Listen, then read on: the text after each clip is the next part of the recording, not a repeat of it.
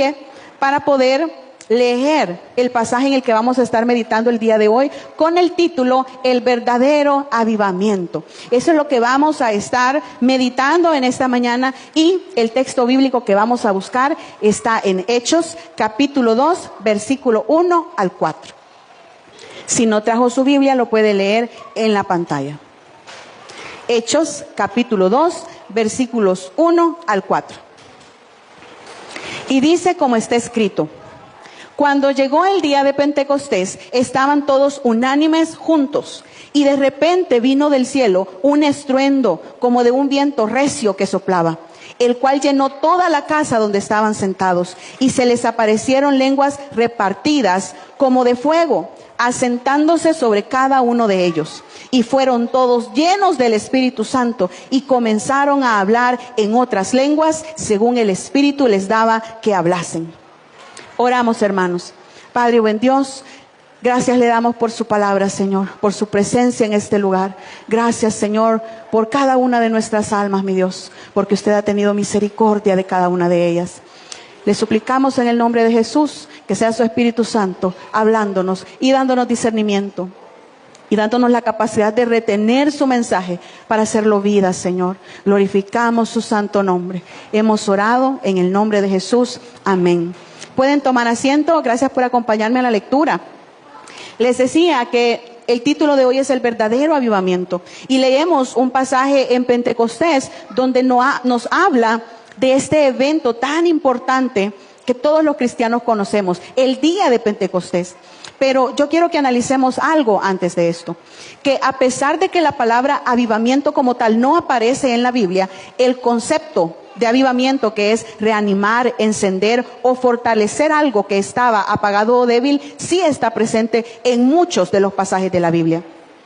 Vemos cómo Dios restaura, reanima y llena a su pueblo con el Espíritu Santo. Tenemos muchos ejemplos de eso. En nuestro contexto usamos la palabra avivamiento para describir un mover especial de Dios, para describir algo grandioso que el Señor hace a gran escala, en el cual el Espíritu Santo renueva la fe, la pasión y también la santidad de su pueblo. En ese contexto nosotros entendemos un avivamiento, un mover especial de Dios a una gran escala. Sin embargo, muchos tienen una idea diferente del avivamiento. Muchos creen que el avivamiento del Espíritu Santo se evidencia cuando las personas caen desmayadas en un recinto, cuando un ministro les toca, les sopla, les grita. Otros creen que es cuando se danza con descontrol en las iglesias. Otros creen que es cuando se habla de una manera incomprensible y dicen hay un avivamiento. Pero a la luz de este pasaje que acabamos de leer del día de Pentecostés, nosotros vemos cómo el derramamiento del Espíritu Santo en el tiempo de Pentecostés no tiene estas características. Esta forma de pensar del avivamiento no es bíblico, no aparece en la Escritura de esa manera. No fue un evento emocional que hubiera sido marcado por un desenfreno o por un descontrol. No hubo desorden cuando hubo derramamiento del Espíritu Santo. Y esto a mí me llama mucho la atención. ¿De dónde las personas han sacado la idea de que un avivamiento puede tener ciertas características que no son bíblicas? Ahora, no estamos juzgando a nadie. Estamos para estudiar la palabra de Dios, para aprender de ella. Y vamos a preguntarnos primeramente, ¿qué sucedió en Pentecostés? ¿Qué fue lo que pasó en realidad? Este evento ocurrió en Jerusalén. El libro de Hechos nos dice que el día de Pentecostés fue en Jerusalén, 50 días después de la resurrección de Jesús. Y este día marcó el cumplimiento de la promesa de Jesús cuando Él asciende y les dice, esperen hasta que el Espíritu Santo, el Consolador, venga a ustedes. Él se lo promete a sus seguidores. Y Pentecostés era una festividad agrícola y conmemoraba la entrega de la ley en el Sinaí. Eso era el día de Pentecostés, una festividad judía. Hasta la fecha aún la celebran, pero bajo otro nombre. Los discípulos estaban reunidos en un lugar específico de Jerusalén. Era una casa grande, Hechos la describe. Usualmente se conocía como aposento alto. Así se le conocía al lugar. Era un cuarto en una casa grande, y en este lugar permanecían los discípulos orando y esperando como les había dicho Jesús. Jesús les dijo, oren y esperen hasta recibir el poder del Espíritu Santo. Eso lo vemos en Hechos 1, del 4 al 5. Ahora, ¿cómo fue la venida del Espíritu Santo según el pasaje que nosotros leímos? Dice que fue de repente, un estruendo como de un viento recio llenó toda la casa donde estaban reunidos. Aparecieron lenguas de fuego que se posaron sobre cada uno de ellos. Fue de repente. El Espíritu Santo es soberano y obra en su tiempo. Nosotros no podemos decir cuándo va a haber un avivamiento, porque es decisión del Espíritu Santo. Vino cuando ellos estaban en obediencia, unánimes, juntos, esperando, orando. No puede haber un avivamiento cuando hay división. No puede haber un avivamiento cuando no hay oración, cuando no hay obediencia.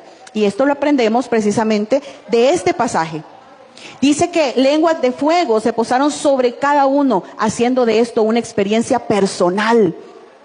No es algo que el Señor quiere que vivamos solo en grupo, quiere una experiencia personal con cada uno. El viento recio, usted sabe que el Espíritu Santo en la Biblia es representado por viento. Puede ser un viento apacible, como en el caso de ¿quién? De Elías, o puede ser un viento recio, como en el caso de Pentecostés. ¿Qué hubo en Pentecostés? Hubo llenura del Espíritu Santo. Dice la palabra, todos fueron llenos del Espíritu Santo y comenzaron a hablar en otras lenguas según el Espíritu les daba que hablasen. Interesante, comenzaron a hablar otras lenguas, pero eran idiomas comprensibles para los que estaban presentes. Y para este punto quiero que vayamos a Hechos capítulo 2 del 6 al 11. Hechos capítulo 2 del 6 al 11. Y vamos a leerlo rápidamente. Dice, y hecho este estruendo, se juntó la multitud y estaban confusos, porque cada uno les oía hablar en su propia lengua. Y estaban atónitos y maravillados diciendo, mirad, ¿no son galileos todos estos que hablan? ¿Cómo pues les oímos nosotros hablar cada uno en nuestra lengua, en la que hemos nacido? Partos, medos, elamitas, y los que habitamos en Mesopotamia, en Judea, en Capadocia y en el Ponto y en Asia, en Frigia y Panfilia, en Egipto y en las regiones de África, más allá de Cirene. Y romanos aquí residentes, tanto judíos como prosélitos, cretenses y árabes, les oímos hablar en nuestras lenguas las maravillas de Dios. De manera que ellos estaban hablando en idiomas de personas de otras regiones. Es como si usted de repente pudiera hablar en ruso, como que de repente usted pudiera hablar japonés, portugués, alemán. Estas fueron las lenguas que fueron dadas en el día de Pentecostés.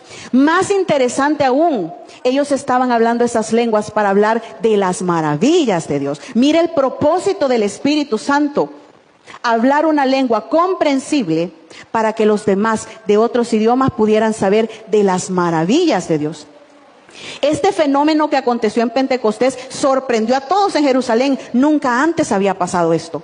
Todos estaban maravillados de la obra del Espíritu Santo, como aquellos hombres sin mayores estudios, como Pedro, que era un pescador, y otros discípulos, podían hablar otros idiomas.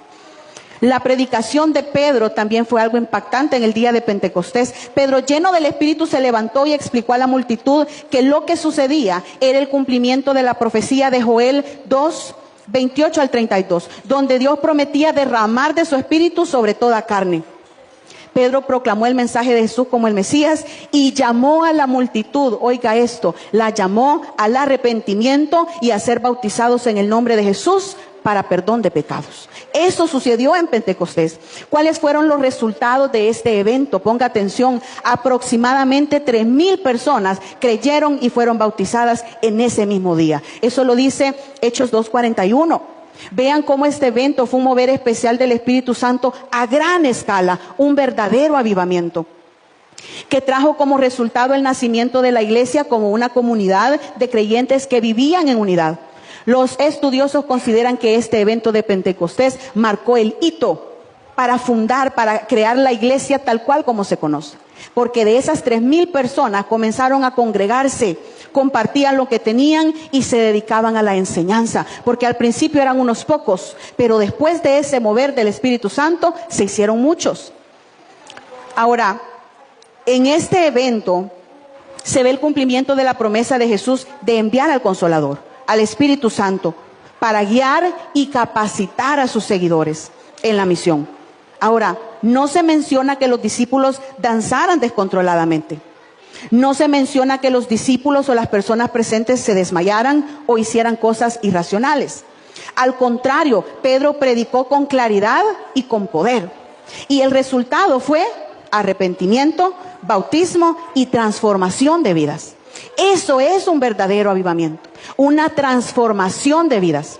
No es algo emocional, no es algo que me hace brincar, que me hace gritar. Si no está respaldado por una transformación en mi vida, entonces eso se vuelve una simple emoción. Y nosotros estamos llenos de emociones, somos seres humanos, pero no podemos vivir buscando la emoción. Tenemos que vivir buscando la presencia de Dios para que haya transformación. Ahora, muchos buscan experiencias superficiales hoy en día. Pero si se habla de avivamiento, el énfasis debe estar en la obra del Espíritu Santo, que nos lleva a Cristo, a la santidad y a un testimonio de vida poderoso. El verdadero avivamiento nos capacita para testificar con honestidad, con valentía, las buenas nuevas de salvación y las maravillas de nuestro Dios, así como fue en Pentecostés, que ellos testificaron de las maravillas de Dios, del mensaje de salvación. De manera que el verdadero avivamiento es caminar como Jesús. Eso sí es un avivamiento. En Primera de Juan, capítulo 2, versículo 6, dice: el que dice que permanece en él debe andar como él anduvo. Por eso es que las personas tienen altos estándares de nosotros como cristianos, porque ellos esperan que nosotros andemos como anduvo Jesús. Nada más y nada menos, porque nos decimos ser cristianos. Jesús caminó entre fariseos hipócritas, seguidores fieles y también traidores, ricos y también pobres, los que lo amaban y los que lo odiaban, los que lo buscaban por interés y los que le buscaban sinceramente, sin perder su misión, su propósito y el amor. Y si nosotros queremos caminar como anduvo Jesús, también debemos aprender a vivir entre los buenos, los malos, hipócritas, sinceros, fieles, infieles, chismosos, no chismosos, sin perder la misión, el amor y el propósito que tenemos como hijos de Dios. Todos nosotros, Dios nos da la oportunidad de encontrar personas difíciles de tratar, para que nosotros ejercitemos nuestra paciencia, nuestro amor, nuestro perdón. El avivamiento es caminar como caminó Jesús. Jesús no fue ingenuo en el trato con las personas. Él sabía perfectamente cuando las personas lo buscaban solo por interés, cuando lo incitaban, lo provocaban para pecar. Él conocía perfectamente las intenciones del corazón de los que lo buscaban. El Señor nunca estuvo ignorante de aquellos que lo iban a traicionar. Nosotros no conocemos las intenciones de los corazones de las personas, solo Dios lo ve. Pero sí sabemos que hay personas que dicen ser leales y no lo son. Sí hemos conocido personas de doble cara, ¿sí? Pero debemos aprender a caminar como caminó Jesús, siempre amando al que nos desea el mal. Eso es un avivamiento. Porque bailar con un pie, muchos pueden hacerlo de emoción, hasta las personas que van a conciertos mundanos lo hacen. Pero amar al que lo odia, eso es avivamiento. Procurar el bien del que procura su mal, eso es avivamiento del Espíritu Santo. Y yo quiero que usted se enfoque en esto, porque en esto se enfoca la palabra de Dios, en una transformación de nuestra vida. Cuando nosotros tratamos a personas traicioneras, ¿qué decimos? Este es Judas, este me dio el beso de Judas, este saluda como Judas. Porque Judas es el principal traidor que nosotros conocemos en la Biblia. ¿Y qué hizo Jesús con él? Comió con él, se sentó con él, habló con él. No vemos a un Jesús tratando con indiferencia, con maldad a Judas. Lo trató con el mismo amor que trató a todos, aún sabiendo que lo entregaría. También nuestro Señor Jesucristo tuvo personas como Pedro, personas impulsivas, que decían amarle, pero luego retrocedían un poco. Decían una cosa, pero no tenían la firmeza que él necesitaba. Y en una ocasión, el Señor, ¿qué le dijo a Pedro? Apártate de mí, Satanás. Eso se lo dijo a Pedro. No dejó que su amor lo cegara Él vio las intenciones del enemigo en Pedro y lo reprendió. Miren cómo hizo esto sin perder su amor, sin perder su compasión, sin perder su misericordia y el propósito divino. Debemos entonces ser firmes y amorosos, sin perder nuestra visión y misión en Cristo. Debemos aprender a caminar como Jesús. Con mentirosos y con los que no son mentirosos.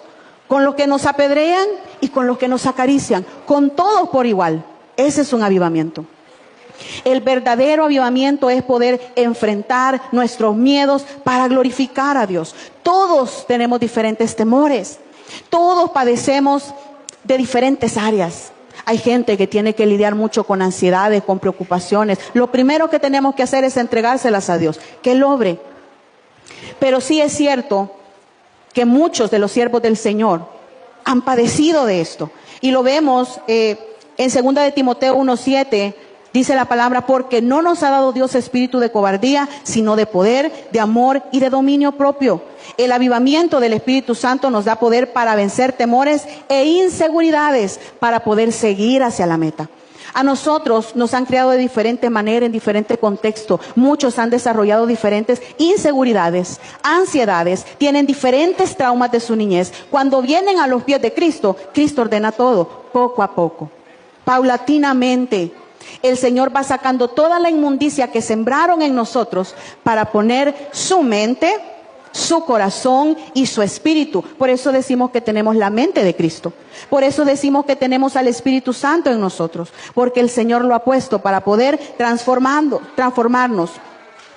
Cuando decimos que enfrentamos diferentes temores, voy a poner uno que es bien común. El miedo a hablar en público. Y no los culpo, porque no es fácil exponerse. Cuando se habla en público se expone a la crítica, se expone a que muchos ojos estén juzgando lo que está diciendo, lo que está haciendo, lo que está vestiendo. No lo culpo. Es un miedo que traen incluso los jóvenes cuando comienzan a exponer en la escuela. No quieren ser vistos. Sin embargo, en el cuerpo de Cristo no es un llamado para todos el estar al frente enseñando o predicando, porque dice la palabra que el Espíritu Santo reparte los dones de acuerdo a su voluntad para edificar a la iglesia. Si bien es cierto, no todos tienen ese don, ese llamado, los que sí lo tienen deben reconocer primero ese llamado para poder vencer en el nombre de Jesús y cumplir con esa misión. Vencer ese miedo, esa ansiedad. Ahora, todos los hijos de Dios debemos aprender a lidiar con nuestros temores. Si no es hablar en público, quizás es a socializar con otro para hablarle de la palabra. Tenemos que vencer porque es una misión para todos evangelizar. Es una misión de todos. Ahí si usted no puede decir, ese no es mi don. No puede lavarse las manos y decir, no, es que eso no me corresponde a mí. Porque el Señor a todos nos ha mandado a predicar las buenas nuevas de salvación. Y tenemos que vencer esa inseguridad, ese miedo al rechazo. Ese miedo al qué dirán si yo hablo del Señor. Hay que vencerlo en el nombre de Jesús para cumplir la misión. Tenemos que lidiar con eso, con los ataques del enemigo, recordando que ninguna arma forjada va a prosperar contra nosotros, que Dios está con nosotros si permanecemos en Él. Así como lo dice Isaías 54:17. Sea cual sea el dardo del enemigo, como sea que se presente ese dardo, puede presentarse como burla, como calumnia, como desánimo, como tristeza. Dios nos ayuda a vencer. Es que se burlaron de mí. Y es que ¿qué van a decir? Es difícil. Pero con Cristo todo es posible. Tenemos que vencer para el Señor. Somos llamados a hablar de las buenas nuevas de salvación, todos, desde diferentes trincheras. Hay unos que lo hacen desde las redes, otros desde el púlpito, otros en su familia siendo buenos cónyuges, buenos esposos, buenos padres, otros en su trabajo siendo buenos colegas, haciendo lo bueno, siendo diligentes, portándonos como hijos de Dios. Diferentes trincheras que tienen los soldados, hijos del Señor. Pero debemos vencer ese temor al rechazo, a la burla, a la crítica destructiva. Porque hay crítica que no es constructiva, que no es para edificarnos, es para matarnos. Y la gente a veces busca la piedra más grande que encuentre para tirárnosla en la cara.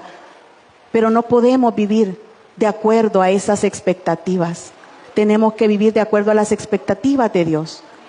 Tenemos que entregar todo eso, ese afán de ser reconocido, ese afán de siempre sentirnos exitosos. No siempre todo nos va a salir bien. No todo va a ser perfecto en nuestra vida, perfecto solo Dios, perfecto sus caminos, su palabra, su consejo. Nuestra vida va a tener tropiezos porque somos humanos, nos equivocamos. Hay que aceptarlos y entregárselos al Señor. Saber que de Él viene nuestra victoria. Entonces debemos vencer para glorificar a Dios, vencer la ansiedad y ponérsela en sus manos para poder descansar. Hay casos insólitos en los que las personas dejan de asistir a la iglesia cuando les dicen que van a tener una lectura inicial. Ya se han dado casos. Hermano, usted va a tener la lectura inicial, lea y ore. No vienen el día del privilegio y ya no aparecen. Hay que vencer en el nombre de Cristo. Y eso solo es por mencionarle un ejemplo. Pero hay tantos otros desafíos que tenemos como hijos de Dios que hay que vencerlos en el nombre de Jesús. Moisés tenía miedo de hablar, ¿se acuerda? Moisés decía, no Señor, yo mande a otro. Pero Dios le dio el poder. Y eso es el centro de nosotros. No somos nosotros, es Dios en nosotros. Sí es cierto, pueda que yo no pueda. Pueda que yo no sea suficientemente inteligente, elocuente, pero Dios es Dios de toda sabiduría y toda inteligencia y Él sí puede. Basta que yo crea, basta que yo tenga la fe para hacer las cosas. Cuando nosotros comenzamos a pensar en nuestra humanidad, ahí llega la debilidad, ahí llega la duda, porque la carne es débil. Pero cuando nos centramos en Cristo, en su poder, en su grandeza, en su majestad, ahí hay seguridad, allí hay fuerza.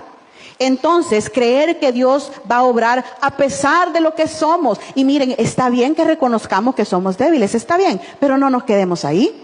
Ay, no, yo reconozco que yo no sirvo para tal cosa, pero no se quede ahí, porque Dios puede transformarle y hacer algo diferente. Si Dios va a obrar a pesar de lo que somos, entonces nosotros vamos a vencer. Si nosotros creemos en eso, eso es fe.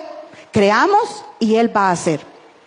No debemos detenernos por miedo. El Espíritu Santo nos capacita para hacer todo lo que Dios quiere que hagamos. Y dice la palabra del Señor, no temas porque yo estoy contigo. Ahora, el verdadero avivamiento, aparte de que nos ayuda a vencer los miedos, nos lleva a asumir responsabilidad por nuestra vida espiritual. Dice Ezequiel 18:20, el alma que pecare, esa morirá. Somos responsables de nuestra espiritualidad.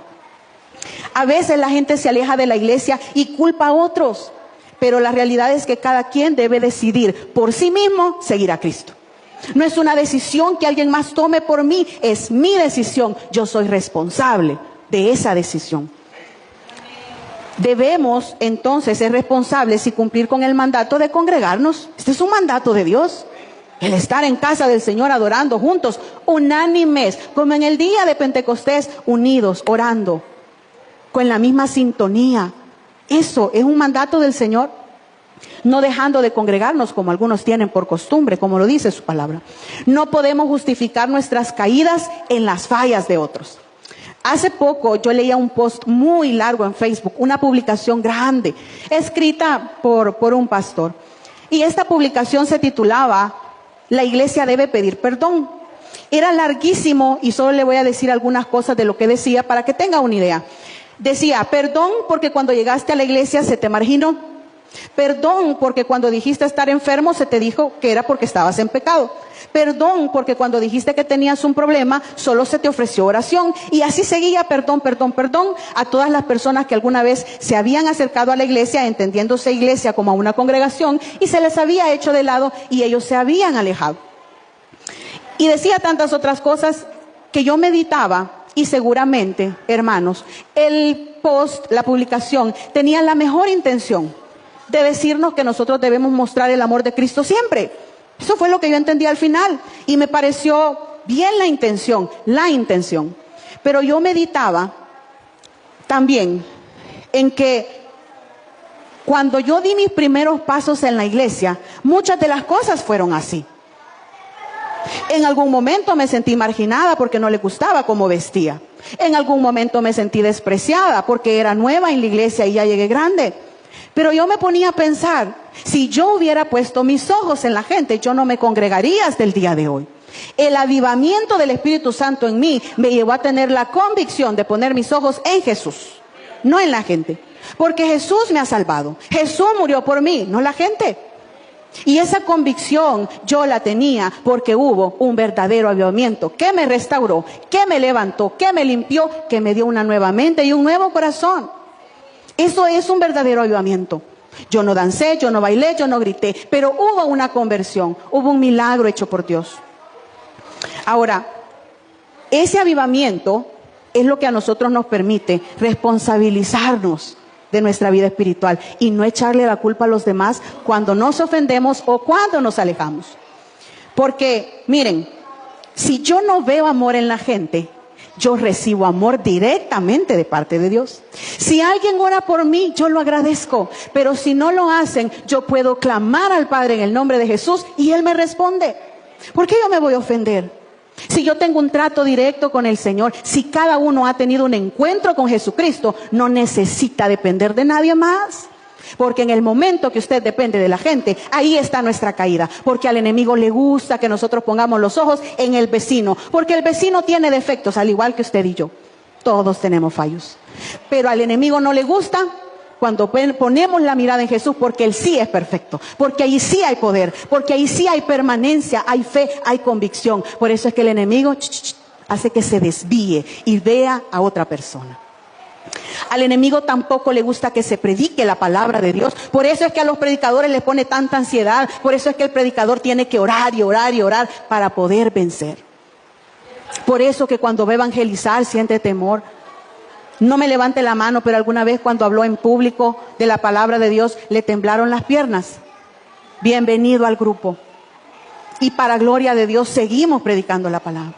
Y para gloria de Dios seguimos avanzando. Porque no son nuestros temores ni inseguridades, es el poder de Dios en nosotros. Así es. Ahora, ¿qué pasa si estoy enferma? Porque ven que también pedían perdón, que le había dicho que estaba enfermo y solo se le había dicho que estaba en pecado. Miren, si estamos enfermos, si yo estoy enferma, el primero que sabe de eso es Dios. Quien va a atender mi caso es Dios. Yo no quiero andar buscando lástima de nadie. Yo quiero la misericordia que viene de Dios. Ahora, como adultos debemos responsabilizarnos de nuestras propias decisiones. ¿Por qué vamos a responsabilizar a otros de lo que nosotros hacemos? Eso es mal del ser humano. Yo hice esto porque fulano hizo aquello. ¿Pero de quién es la decisión? Suya. Es una decisión propia. Si algún día nos alejamos de la iglesia, reconozcamos que es por el pecado en nosotros. No digamos que es por el pecado ajeno. No. Como adultos, seamos responsables. Si ha habido un avivamiento en nosotros, seamos responsables. Y digamos, es porque yo quise irme, porque hay pecado en mí. No fue por el hermano, no fue por la hermana, fue por mí. Ahora, eso es ser responsable espiritualmente. El día que en una iglesia se deje de predicar la palabra de Dios, el día que desde este púlpito se le diga 3 maneras de hacerse rico y de ir al cielo por diezmos, ahí tiene usted una razón para alejarse de la iglesia. Pero mientras se predique la palabra de Dios, mientras haya gente que quiera ser como Jesús, permanezca. Avance, crezca espiritualmente, no importando lo que vea a Cristo su Señor. Mire, hermano, cuando usted vea algo que no le parezca, y yo doy fe de esto, que funciona. Cuando usted vea que algo se puede hacer de mejor manera, póngalo en las manos de Dios. Dígale, Señor, esto y esto, y ya va a ver que si es voluntad de Dios, el Señor ordena las cosas y no se deja esperar. Hay cosas por las cuales yo con un corazón sincero le he pedido al Señor, se puede mejorar, Padre, en esta área. Semanas después, si no es por vanagloria, es para glorificar el nombre del Señor. Semanas después el Señor ya ha puesto en orden la situación. De las que no ponga en orden, no es voluntad del Señor, espere, cálmese, permanezca. No se angustie, no se turbe su corazón, permanezca.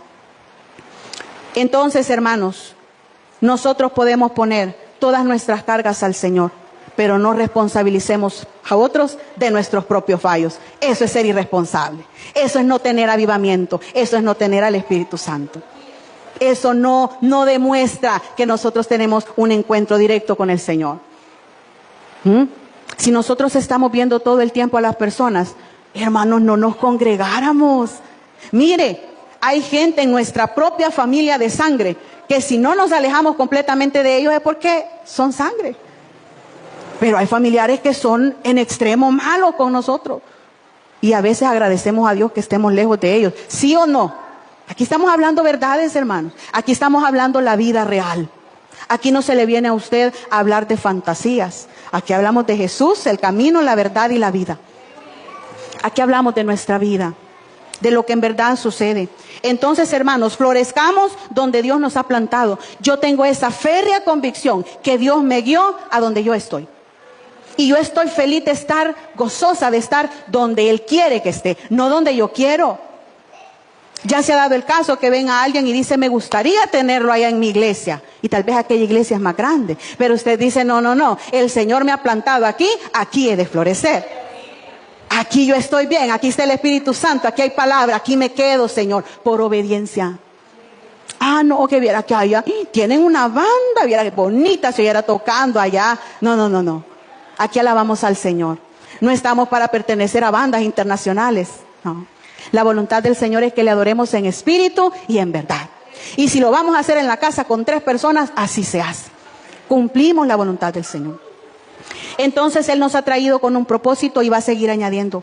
Un verdadero avivamiento nos enseña a cuidar el fuego de Dios en nuestra vida. En 1 de Tesalonicenses 5:19 dice, no apaguéis al Espíritu Santo. Veíamos en una de las prédicas de domingo cómo el fuego del altar tenía que estar siempre encendido, representando la presencia de Dios. Pero nosotros tenemos distracciones, desánimos, ataques espirituales que buscan apagar el fuego de Dios en nosotros. Por ejemplo, Sansón perdió el fuego porque no cuidó su relación con Dios. Y la relación personal con Dios es nuestra responsabilidad. Miren cómo estamos llenos de responsabilidades como hijos de Dios, pero siempre cargamos a los otros. Ay, es que viera que ahí poco hablan de tal cosa. Y no está la Biblia para que usted también lo pueda leer en su casa. ¿Por qué responsabilizar siempre a las personas? ¿Dónde está la responsabilidad personal? Sansón perdió su fuego por descuidar esa relación con Dios. Porque empezó a poner sus ojos, ¿en quién? En Dalila. Puso sus ojos en Dalila. Y Dalila falsamente se acercó a él para hacerlo pedazos. Dalila fue mala. No todas las mujeres son así. No todos los hombres son así. Así que quien tiene su cónyuge, cuídelo, ámelo, respételo. Y quien no tiene, ame a su Señor y lo tiene todo. No necesita más.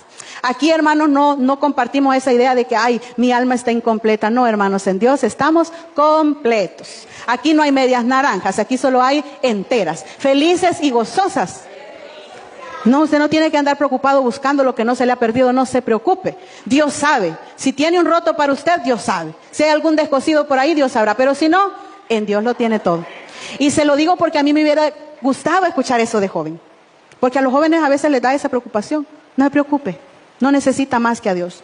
Ahora debemos cuidar nuestra vida de oración, lectura bíblica y la santidad para no contristar al Espíritu Santo. Y yo quiero que ponga atención en esta verdad bíblica que le voy a dar en este momento. Al Espíritu Santo nosotros no lo podemos avivar porque Él es soberano, Él es Dios vivo. A Él no se le aviva. Es Él que nos aviva a nosotros. Pero sí podemos apagarle. Mire cómo estamos de complicados. No podemos avivarle, pero sí podemos apagarle con nuestras acciones. Hay una ilustración, hermanos, muy conocida, que puede explicar de manera sencilla la lucha entre la carne y el espíritu. Y se la voy a decir rápidamente. Es la de un abuelo que le dice a su nieto que dentro de cada persona hay 2 lobos. Uno es malo, lleno de ira, envidia, egoísmo y deseo de hacer el mal. Y el otro es bueno, lleno de paz, amor, perdón y compasión. Estos 2 lobos están en constante lucha. Y el nieto le dice a su abuelo, ¿y cuál de los 2 va a ganar? Y el abuelo le responde, el que tú alimentes. De igual manera hay una lucha interna en nosotros entre la carne y el espíritu y va a ganar el que usted alimente. Si usted alimenta a su carne, su deseo de pecar, eso es lo que va a ganar. Pero si alimenta al espíritu con lectura de la Biblia, con oración, con ayuno, con escuchar palabra al congregarse, entonces es el espíritu que va a ganar. Porque no lo va a estar contristando. Tenemos que estar claros en eso. Si nosotros nos fortalecemos en el Espíritu del Señor, somos capaces de resistir la tentación y vivir conforme a la voluntad de Dios. Por otro lado, si alimentamos nuestra carne, pues entonces es la carne que va a hablar por nosotros. Fíjense que hay muchas personas que aconsejan desde la carne, porque el Espíritu está bien contristado. Hay que tener cuidado. Sepa discernir a quién le va a preguntar qué cosa. Primer recurso, nuestro Padre, en el nombre de Jesús. Oremos, pongámosle las cargas. Si necesita consejería, busque persona idónea, que esté llena del Espíritu Santo, que hable con la verdad, que no se aproveche de su necesidad para engañarle como lobo rapaz. Tenga discernimiento, pídaselo al Señor. Por eso es que en Gálatas 5, del 16 al 17, dice: digo pues, andad en el Espíritu y no satisfagáis los deseos de la carne, porque el deseo de la carne en contra es del Espíritu, y el del Espíritu es contra la carne, y estos se oponen entre sí para que no hagáis lo que querráis. En conclusión, hermanos, el avivamiento en Pentecostés no fue solo un evento espectacular, sino el comienzo de una transformación profunda en la vida de los creyentes. ¿Cuántos creyeron ese día? 3,000. Allí comenzó una iglesia, una comunidad. Eso fue un avivamiento del Espíritu Santo. No lo que usted solo pueda ver. Hay muchas personas que dicen tener los dones de profecía, de danza, otros muchos dones y talentos que Dios reparte, pero su vida no refleja nada de eso. Hermano, es lo que decía Pablo: yo pudiera hablar lenguas angélicas, decía él, pero si yo no tengo amor, soy como címbalo que resuena. Hermano, de nada sirve el talento, el don, si nuestra vida no refleja un verdadero avivamiento del Espíritu Santo. De nada nos va a servir. El Señor allá no me va a preguntar qué tan bien gritaba o cantaba en la alabanza. Hermanos, por cierto, nosotros hacemos lo posible para que nuestra voz no sea tan inaceptable a su oído cuando venimos a la alabanza. Pero nosotros nos preparamos para Dios, no para usted. Discúlpeme. La alabanza es para el Señor. La adoración tiene que ser para Dios. Pero Dios no me va a preguntar por ese talento. Dios me va a preguntar si en verdad fui transformada, si mis acciones reflejaron el fruto del Espíritu Santo. Entonces, el avivamiento es la transformación profunda en nuestra vida. Hoy el Espíritu Santo sigue avivando a la iglesia. ¿Para qué? Para caminar como Jesús, para vencer el miedo con fe, asumir responsabilidad por nuestra vida espiritual y para mantener encendido el fuego de Dios en nosotros. Dios nos llama a tener un verdadero avivamiento para poder seguir a Cristo sin mirar atrás ni calcular los costos. Hay gente que está en los caminos del Señor, pero viendo qué es lo que va a perder, y si no le parece, mejor se va. No calculemos costos, porque estar con el Señor no tiene precio. Estar con el Señor es algo precioso. Y si decimos que nuestra vida le pertenece al que nos rescató de la muerte, la inmundicia del pecado, entonces vivamos para Él con valentía, sabiendo que todo lo podemos en Cristo que nos fortalece. Bendito sea nuestro Señor. Lo voy a invitar a que se ponga en pie para orar y agradecer a Dios por su mensaje. Agradecemos a los que nos sintonizaron. Dios les ama. Les esperamos en esta iglesia para compartir del amor de Cristo y las buenas nuevas de salvación. Dios los bendiga. Y los que estamos en casa, oramos en el